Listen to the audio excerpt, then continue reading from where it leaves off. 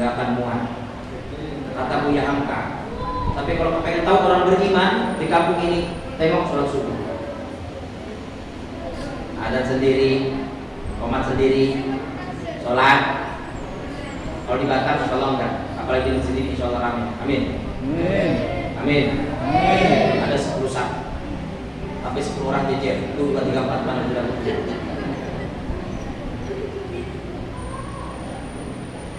Islam, tapi tak puasa. Namanya Muhammad Sofyan, Muhammad Toha, gak tanggung-tanggung nama Nabi Muhammad di KTP-nya.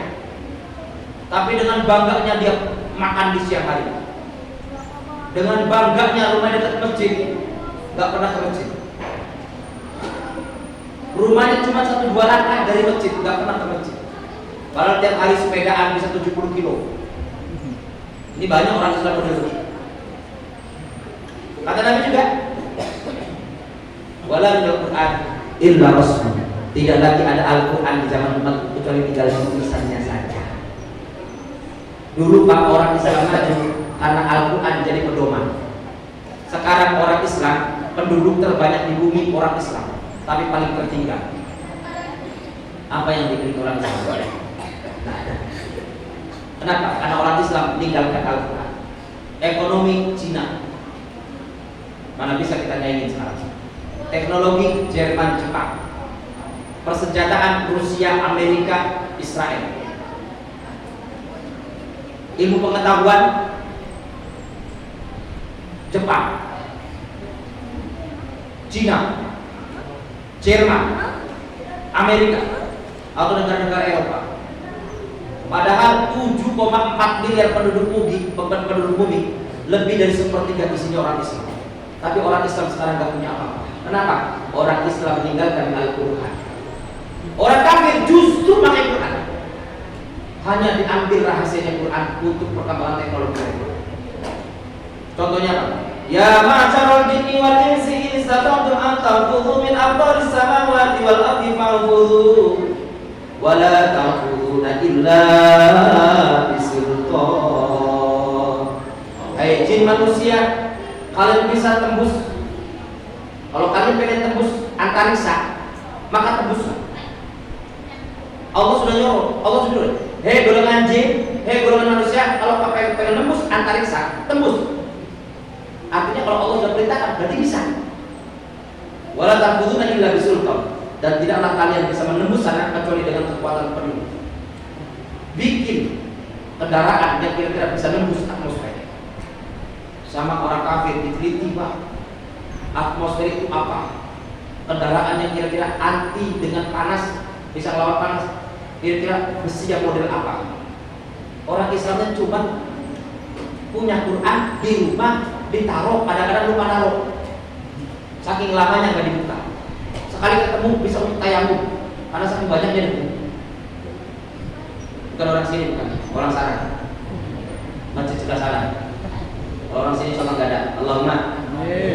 Tapi yang ada yang masjid sebelah sana sudah pada pindah sini. Bahkan Al-Quran, masya Allah ini, Muhammadur Rasulullah, asyiddaa'u 'alal kufari ruhama'u bainahum.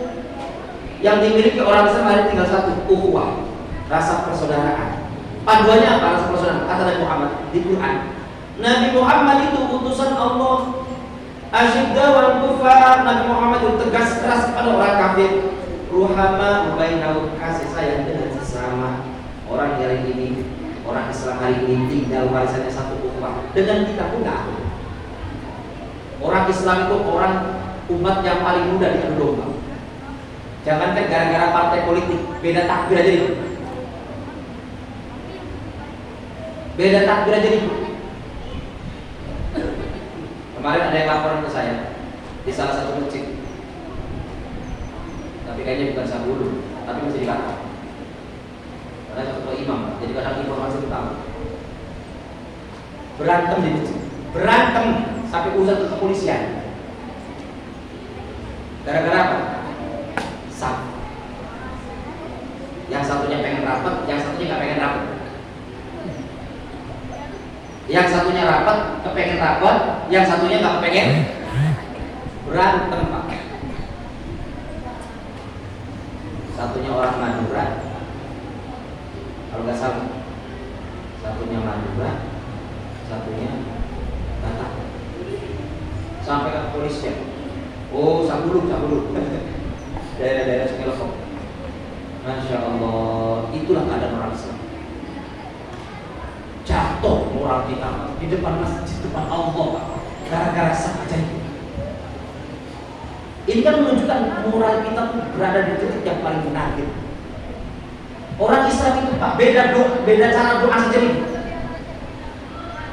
Sumpah serapah dengan orang-orang yang suka tahlil dari orang-orang yang suka tahlil. Ada orang Islam yang suka tahlilan, betul? Ada orang Islam yang nggak suka tahlilan. Padahal yang tahlilan itu saudaranya juga. Dan tahlilan itu ngapain? Dikir. Tahlil itu halala yuhallu tahlilan, baca la ilaha illallah. Ini kebetulan yang satu nggak suka, dibilang ahli bid'ah, dibilang ahli sesat, dibilang ahli neraka. Padahal sama orang Islam. Itulah keadaan kita. Makanya kata Nabi Muhammad SAW, wala minal Quran illa rasmuh, nggak ada lagi Al-Quran kecuali tinggal tulisannya saja. Artinya apa?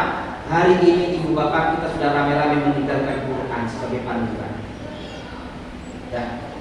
Dalikal kitab hudan lil muttaqin, itulah Al-Quran sebagai petunjuk orang-orang yang bertakwa. Nggak pernah kita buka. Kita hari ini lebih banyak dan lebih sering buka WA daripada buka Quran. Kita lebih sering selfie di Facebook daripada Quran. Kira-kira nanti di akhirat ditolong ke sama Tuhan. Bahkan mohon maaf Bu, guru matematika gajinya 5-6 juta, negara tanggung jawab. Guru bahasa Indonesia gajinya 5-6 juta, negara tanggung jawab. Guru bahasa Inggris, padahal bukan bahasanya orang Indonesia, 5-6 juta, negara Indonesia tanggung jawab. Guru matematika yang tukang hitung-hitung itu, ngajarin hitung-hitung, 5-6 juta, negara tanggung jawab. Bahkan ketika sudah tidak ngajar lagi, sudah pensiun, negara masih tanggung jawab sampai mati. Guru Al-Quran, ngajarin kitab sucinya Allah, tidak ada yang tanggung jawab. Jangankan negara, meskipun di Batam ada kepedulian pemerintah. Jangankan negara, orang tua wali muridnya pun kalau suruh bayar infak TPQ lillahi ta'ala, inna lillahi wa inna ilaihi. Les matematika 100.000, 200.000 berani orang tua. Les piano 500.000 berani orang tua. Les vokal 1 juta sebulan berani orang tua. Les komputer 250.000 sebulan berani orang tua. Les bahasa Inggris, bahasa Korea, bahasa Jerman 3 juta, 4 juta sebulan berani orang tua. Les Quran di TPQ 30.000 berani orang tua. Nunggak. Betul? Guru matematika HP-nya keren, layar sentuh, layar goyang. Asal guru ngaji, HP zaman dulu yang gede-gede. Guru-guru yang lain mereknya Oppo, iPhone, Pro Max. Guru ngaji mereknya Tawakal. Bisa terima SMS, gak bisa balas. Bu, itu keadaan kita sekarang. Saya tanya Ustaz, berapa santri di masjid ini?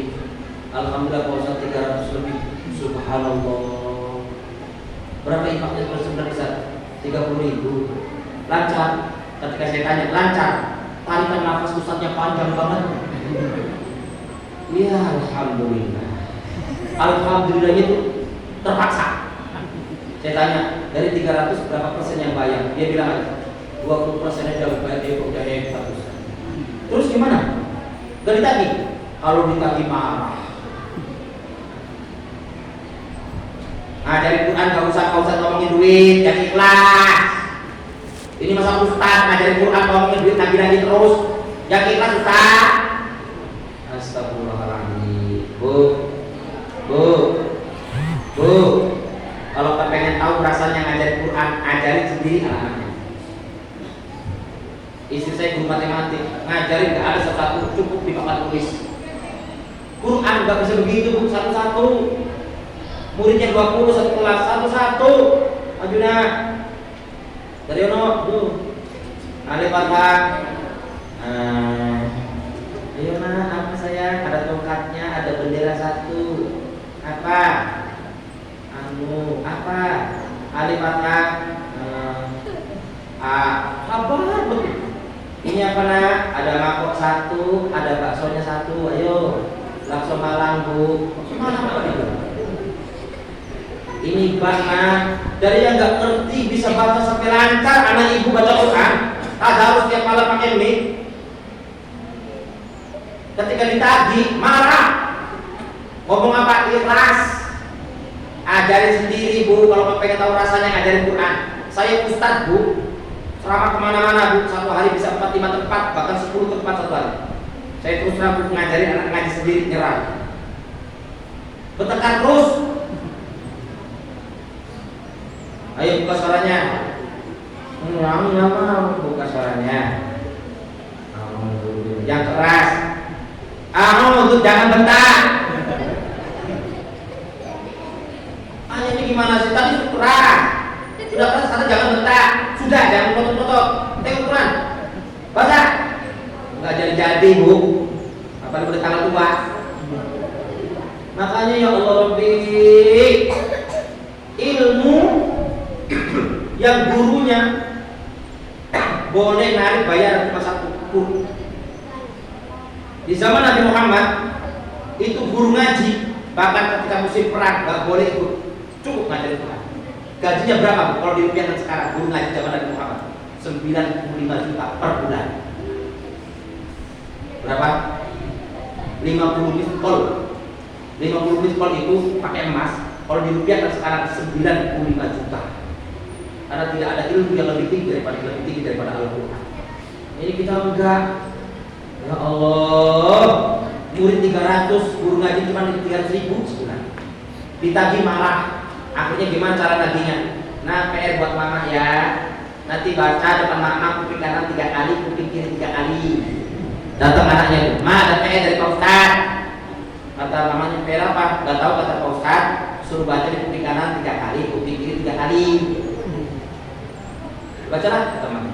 Ba fathah, ya fathaya, ro fatharo, ba yaro. Sekali mamanya belum paham.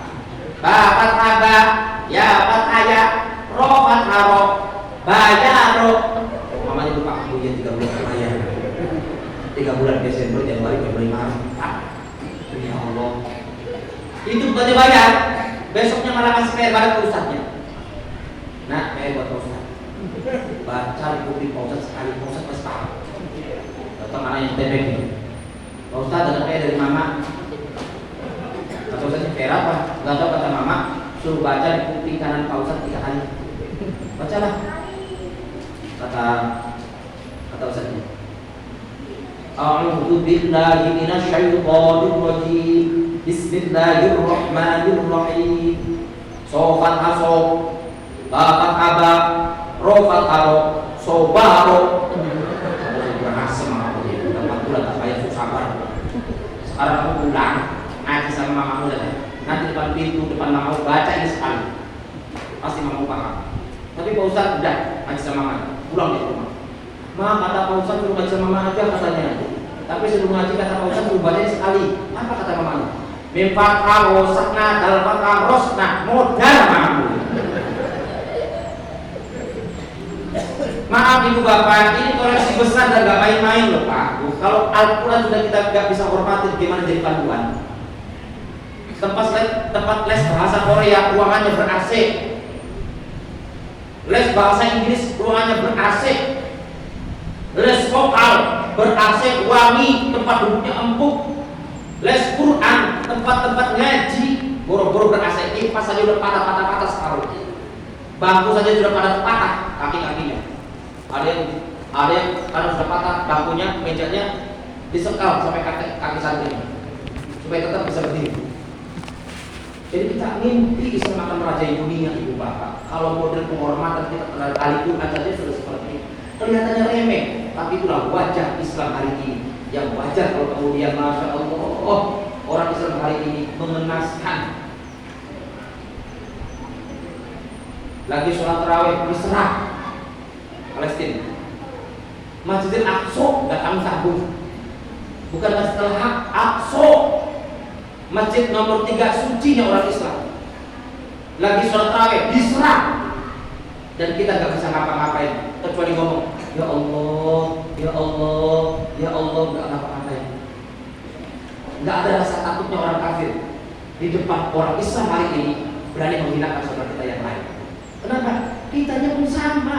Hari ini menjauh dari Al-Quran.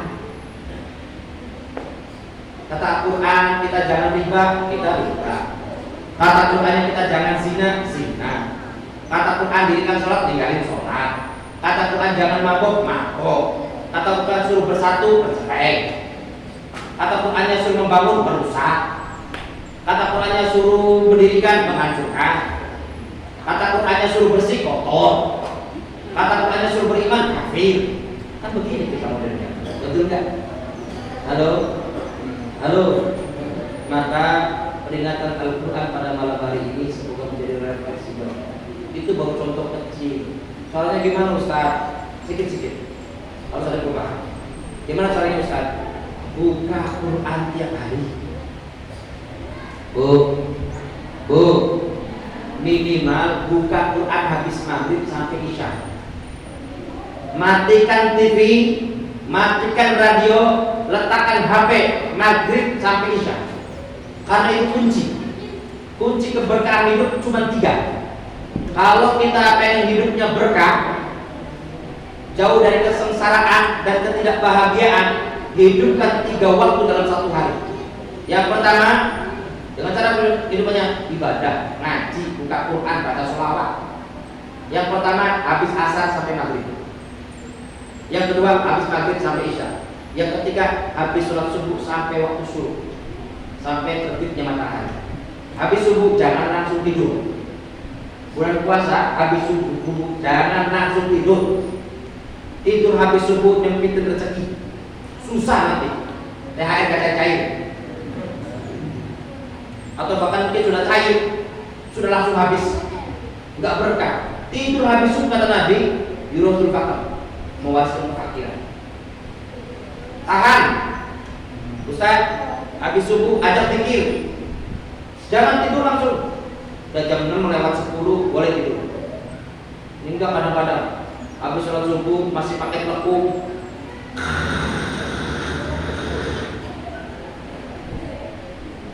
Bangun nanti zuhur masih tetap pakai wudu, pakai lagi sholat zuhur. Habis sholat zuhur bangun asar. Habis sholat asar karena masih pakai telepon tidur lagi. Gak masak, gak ngapain, pakai GoFood. Maghrib baru bangun.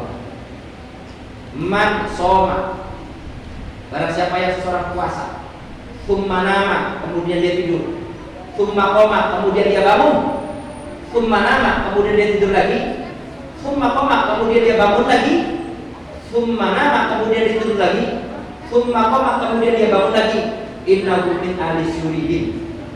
Siapa yang dia puasa kemudian dia tidur, kemudian bangun lagi, tidur lagi, bangun lagi, tidur lagi, bangun lagi, ketahuilah maka orang-orang puasa yang seperti itu termasuk keluarganya Basyuri.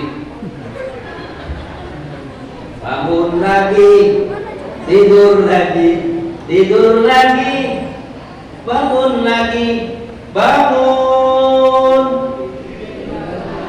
Tuh Basyuri itu, bangun tidur lagi, gak bangun-bangun. Matinya Basyuri itu lagi tidur, dibangunin gak kaku. Buka Quran, setahun Quran dikatakan minimal 2 kali. Anak ibu yang dituntut TPQ gak usah pakai patokan 30.000. Ibu punya rezeki lebih. Boleh TPQ mentargetkan 30 infak, tapi ibu punya rezeki, utamakan TPQ itu, anak ngaji. Habis gajian yang diingat utama anak ngaji. Atau suaminya, mah ini 8 juta, 100.000, nah buat ngaji besok. Stop, Pak Ustaz. Atau ngomong ke Ustaznya, Ustaz, niat saya insya Allah tiap bulannya pengen saya lebihkan 100.000. Kalau setiap murid 100.000, insya Allah minimal infak orang yang ngajar 1 juta, agak lumayan. Ini 300.000. Yang ibu-ibu itu kasihan betul. Dia punya suami juga yang kerja di Tanjung jam 5 sore. Suaminya rela berkorban. Ketika datang, ambil makan sendiri, bikin kopi sendiri. Kenapa? Istrinya sedang layani anak-anak ibu bapak semuanya. Dia datang ke rumah, bikin kopi sendiri, bikin teh sendiri. Istrinya nggak ada, masih teh bikin ngajar. Tiap hari sepanjang tahun, kecuali hari Jumat, hari Minggu mungkin. Sebulan, 30.000 nunggak. Tapi bukan orang sini. Amin. Orang sana 2 meter dari sini. Ayo Pak, kalau perlu Ramadan ini, ini belum terlambat kok. Ini masih Ramadan. Walaupun sudah setahun lebih, masih Ramadan. Hidupin Quran. Nama lain dari Ramadan itu Syahrul Quran. Nama lain dari Ramadan itu bulan Quran. Karena di bulan ini turun Al-Quran. Bapak-bapak semangat ya. Tadarusnya kalau perlu 1 malam 1 hari kata. Gimana caranya Pak Ustaz? Kumpul 1 juz. Sekali kata doa. Besoknya ibu-ibu tadarus juga. Boleh Pak Ustaz tadarus masjid? Boleh. Anu Pak Ustaz, kami dalam pengurus. Kami kepengen ibu selalu banyak masjid-masjid ibu-ibu tadarus. Saya tanya kenapa dilarang? Kata pengurusnya suara perempuan itu aurat Pak Ustaz. Yang suara kayak apa dulu? Pak, suara perempuan itu aurat kayak apa dulu? Kalau ada perempuan ngaji Quran, ada perempuan baca sholawat, bapak-bapak